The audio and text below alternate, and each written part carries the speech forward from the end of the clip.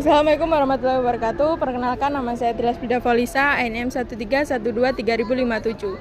Di sini saya akan menjelaskan biografi dari Supomo. Supomo lahir di Sukoharjo, Jawa Tengah 22 Januari 1903.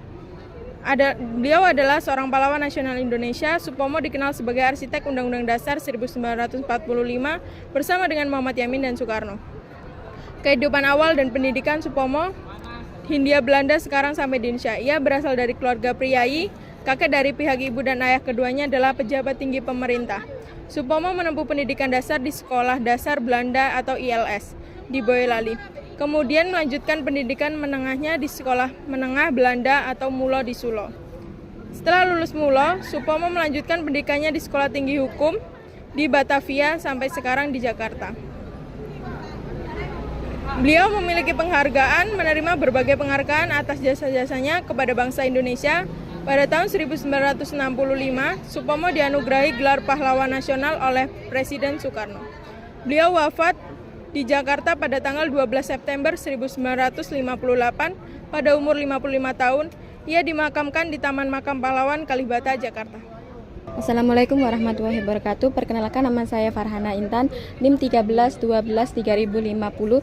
Di sini saya akan menerangkan tentang arti negara, tentang Supomo. Menurut Supomo, negara adalah suatu susunan masyarakat yang integral atau menyeluruh yang mengatasi segala paham golongan dan paham perseorangan.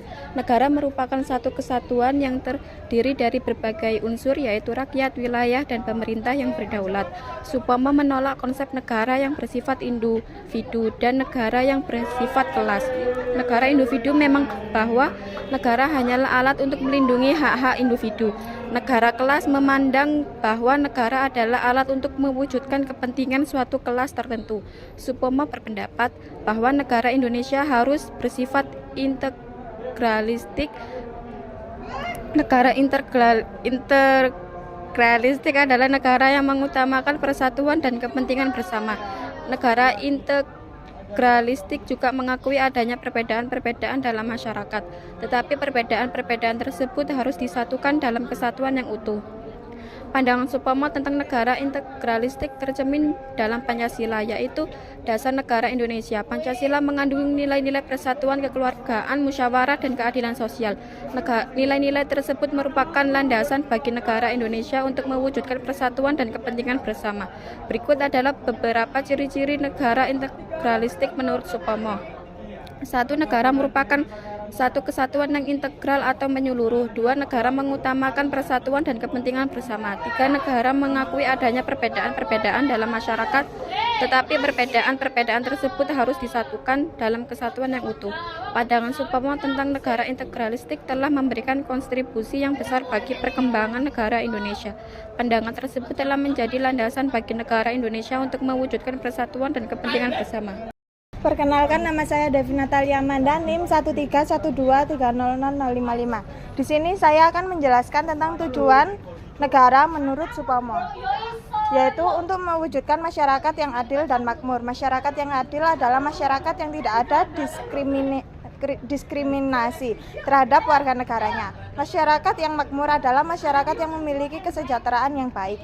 Supomo berpendapat bahwa negara harus berperan aktif dalam mewujudkan tujuan tersebut. Negara harus menciptakan kondisi yang kondusif bagi terciptanya masyarakat yang adil dan makmur.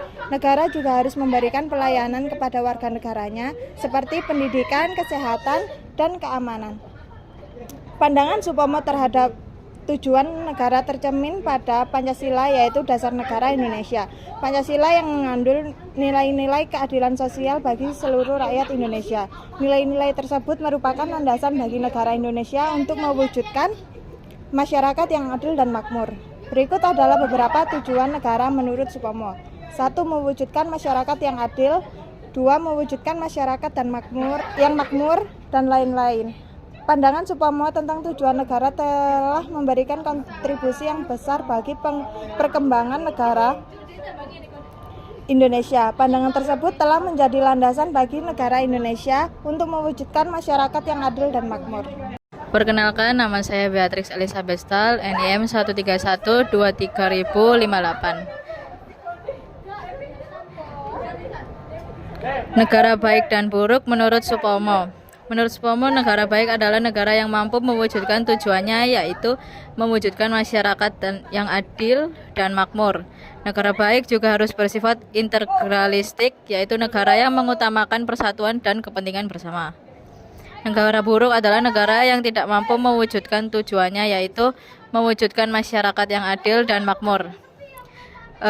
Berikut adalah ciri-ciri negara menurut Supomo. Tidak mampu mewujudkan masyarakat yang adil dan makmur, bersifat individualistik atau kelas, tidak mengakui adanya perbedaan-perbedaan dalam masyarakat, sehingga perbedaan-perbedaan tersebut menimbulkan konflik dan disintegrasi.